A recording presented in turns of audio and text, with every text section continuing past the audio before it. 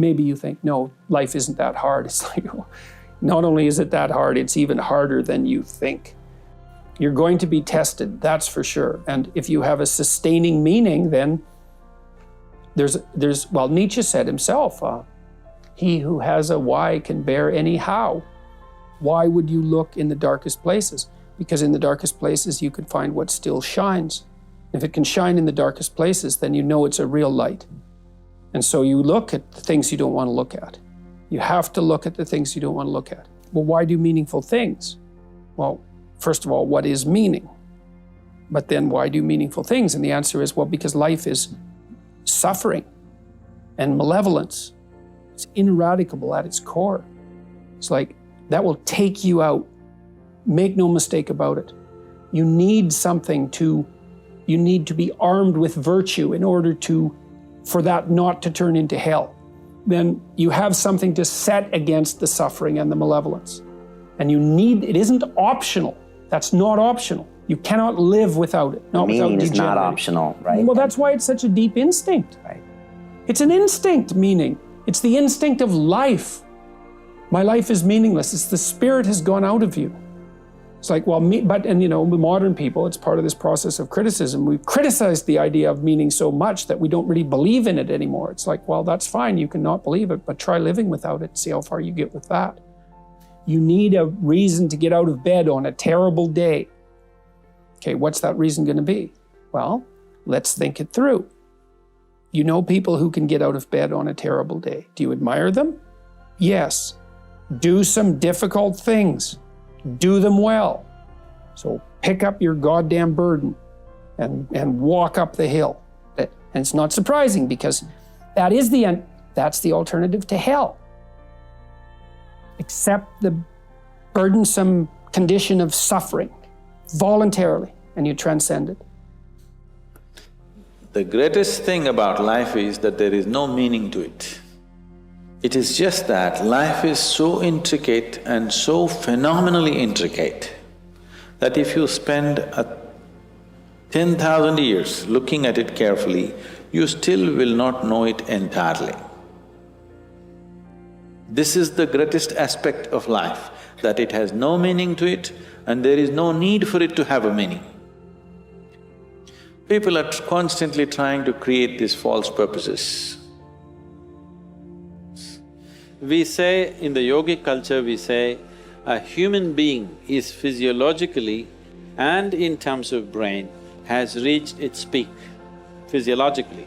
That is, after 1,000,000 years, your psychological structure functions from the limited data that it has gathered.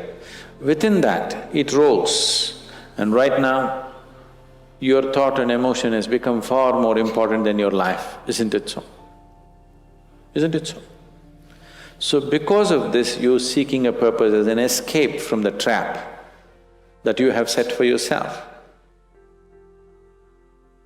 If you think you found a purpose in life, you for sure gone crazy. What is the meaning of life? Yeah, you get to make up your own answer is the beauty. If there was a single answer, we would not be free, we would be trapped.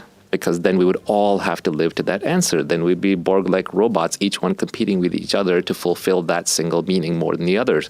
Back to signaling, like I'm better at it than you are. But luckily there is no answer. So you just do whatever you want. The multiverse, the universe, the galaxies, the solar system, the planet, the organism, the cells inside the organism, the bacteria, the parasites, right. The symbiotic relationship we have to our environment. And you start going, Jesus Christ, what, am I just a little piece of this thing? It's like… Well, the answers to all the great questions are paradoxes. Yeah. So for example, you're asking like, do I matter? That's like really the question you asked, right? Well, how do I matter in this infinite universe? Well, on the one hand, you're separate. No 2 points are the same. Every 2 points are infinitely different. You're completely separated. No one will have your thoughts, your emotions, your feelings, your experience. So your life is a single player game. You're trapped inside your head and you're just aware of a bunch of things going on and that's it. Because only the insane people have purpose. Or people who have purpose are insane in many ways. These are things that you create in your mind and believe it's true, isn't it? Before you fall dead, even if you do not explore the cosmos At least this piece of life, you must know it in its entirety. Since the inception of human life on Earth, humans have been looking for its purpose. Why are we here? Why are we sent to this planet?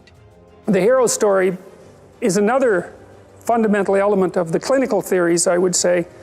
It's predicated on the idea that you learn through voluntary contact with that frightens or disgusts you. And that's a hallmark of psychoanalytic theory. Carl Jung said his primary dictum was instir qualinus invenitur, which I'm sure I'm massacring because it's Latin, but it meant in filth it will be found. What should I do with my life? That's a real complicated question. Oh, here's an inadequacy. Excellent, you have a goal now.